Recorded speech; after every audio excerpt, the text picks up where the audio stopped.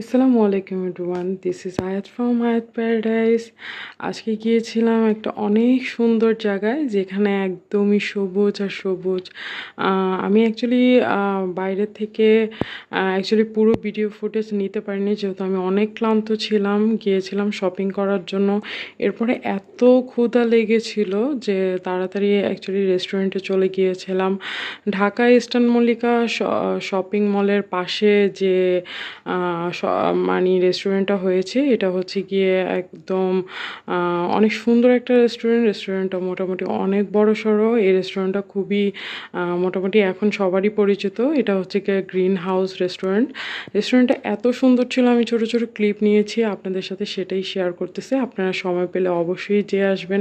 রেস্টুরেন্টটা এত সুন্দর, রুফটপও ছিল, প্লাস রেস্টুরেন্টটা একদম দুইটা সেক্টর ছিল, নিচে একটা ছিল।